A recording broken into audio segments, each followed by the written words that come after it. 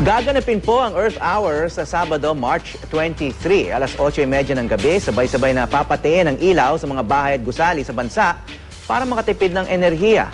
Pangungunahan ito ng Worldwide Fund for Nature Philippines. Nagsimula ang Earth Hour sa WWF Australia noong 2007 at noong 2008 nagsimulang sumali ang Pilipinas.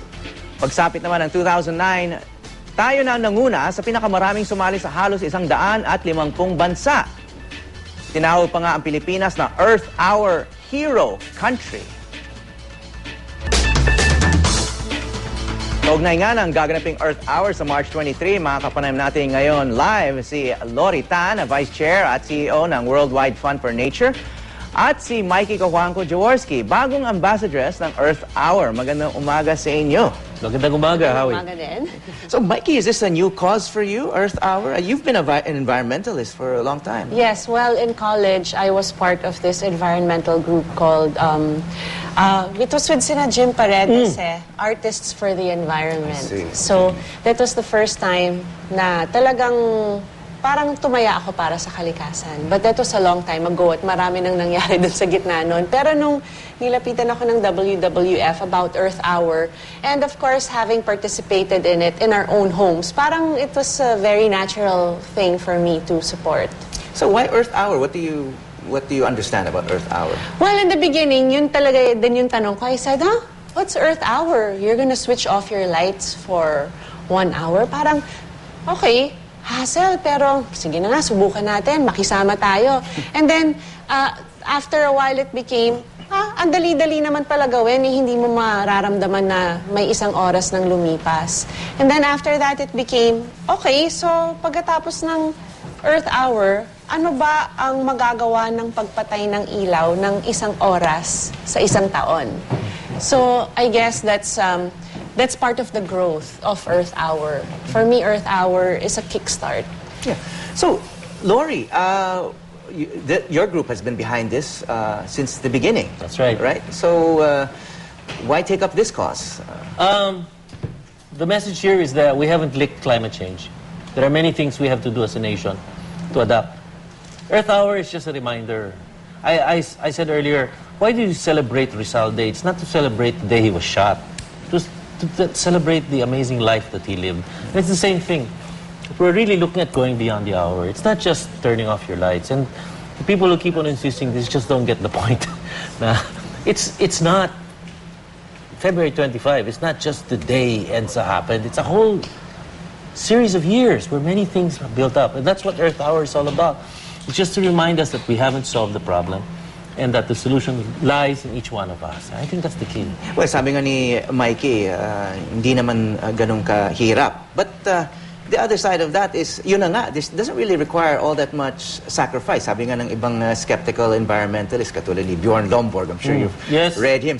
He's been criticizing this event as a hollow, feel-good action that actually may even contribute to carbon emissions because everyone will be lighting candles instead. Well, I think, like I mentioned earlier, para siyang kickstart. It's just a way for us to realize that, meron palang problema, which is climate change. Nakaka-contribute pala ako sa problema na yan. And then there's Earth Hour, which many see as an event that is of interest kasi ang daming sumasali. Siyempre, tayo mga Pilipino, hero country pa tayo. Obviously, we've been participating and obviously it means something to us. So, the fact na ginagawa natin siya, nagiging part of the solution na tayo. And it doesn't become hollow when you go beyond the hour. Actually, that's what my shirt says. So when you go beyond the hour, which means gawin natin a part of our lifestyle. And that's why there's also the I Will If You Will campaign. Kasi it's, I will do this if you do that. And both, ideally, will have some kind of environmental impact. Besides, the Filipino loves the fiesta. And if a Scrooge were to tell the Filipino, forget the fiesta, it's just a hollow feel-good day anyway, we'll never do that. That's culturally irrelevant to us.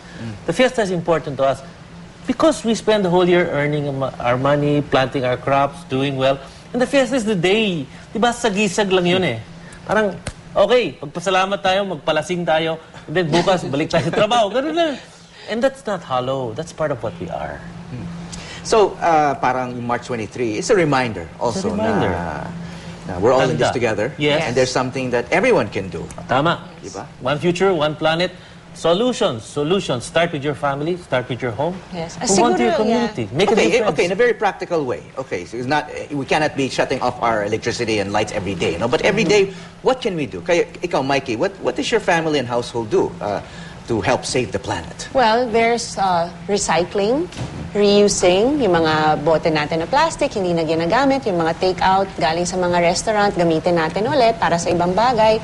Pagtipid sa paggamit ng tubig, when we brush our teeth or wash our clothes or wash the dishes, those are very practical things na hindi natin iniisip.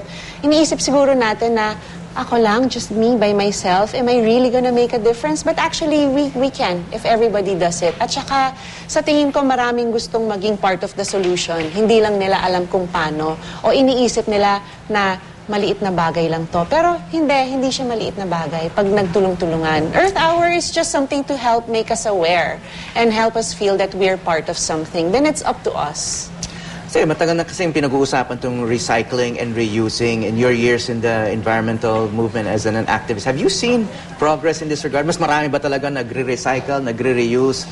Have advocacies like Mikey's and yours actually had an impact? Meron bang solid evidence to show that we're improving? Change happens in increments, in waves, no? 10 years ago, you went around in any of the malls or the supermarkets, you would not see segregated garbage cans. You do now in almost every place. Here in this building, you see it. So things do change. You see people shifting to smaller vehicles. You see more people actually taking on bicycles. You see people in various parts of the country actually looking at maybe the core of the city should be a no-car area. People changing the way we think. Have we gone far enough? No. We have to go. We have to keep on going further. We must realize that the world is at a tipping point. 130 years ago, we discovered petroleum and we all went into petroleum like crazy. But now we realize it was maybe not a good idea. So we are at a point where the world is trying to find out what will the future look like. That is our opportunity, and that is the opportunity of Earth Hour. It really says, learn about the future and let's move in that direction. Mauna tayo, no? Whether it is, we were talking about growing food. We were talking about yesterday, water. Whether it is electricity and power, whether it is land use or access, these are things we have to figure out what are the new formulas. That is the message of Earth Hour. So, nangunguna raw tayo worldwide? Totoo ba yun? Emeritus tayo. Ano yung metrics doon? How do we measure na nangunguna tayo sa... Number of cities and towns, eh. Na sumasali. Na sumasali. Na nagpapatay talaga. Oo. Kasi yung mga iba, they indicate we support. So, sometimes munisipyo lang. Sometimes yung buong bayan. Ang isang other mode of participation is magkakaroon ng event. Pilipino mahilig kasi sa event. May kakanta, may sasayaw. Mas konti yun. Pero as of yesterday, for example, we already have 133 events that will happen simultaneously on Saturday throughout the Philippines. So maliban yan sa support. Tignan natin, para sa akin kasi it's not quantity, it's quality. We have to look at how we can take Earth Hour into our lives, as Mikey says, personalize, internalize, and make it part of what the future of our world and of our country will be. Okay, Mikey, so what time does it start? And Saturday, this right? Saturday, yes, March 23, 8:30 p.m. to 9:30 p.m. Meron bang alarm? I mean, how will there be a reminder or kailangan magkanya-kanyang alarm para maalala na magpatay na ng ilaw ng 8:30? Palagay ko wala naman text blast, no? Pero may mga... sa Facebook siguro, may mga reminders. I'm sure meron yan. Magpatay na ng ilaw. Ako palagi, di ba? Saka mga litrato siguro, kakalat na madilim na yung mga building, no? May mga ibang LED billboards dito sa Maynila. Sa mga iba't ibang lugar, pag pumunta ka sa mall, sasara ang ilaw ng mall, magkakaroon ng event ang mall. Pati yung mga mall, ha? Nakikisali, ha? So, talagang, may sayawan pa yan. Puro portable lights na lang. Kasi kailangan ilawan pa rin mga tindahan. Pinapatay, pagkatapos, cellphone. Cellphone lights. Sa dami ng cellphone, sapat na yun. Okay, we'll see. Yes. Okay, Salamat. congratulations. Salamat. Thank you. Maraming salamat. Lori Tan, Vice Chair at CEO ng Worldwide Fund for Nature, at si Mikey Kuwanko Jaworski, bagong ambassadress ng Earth Hour.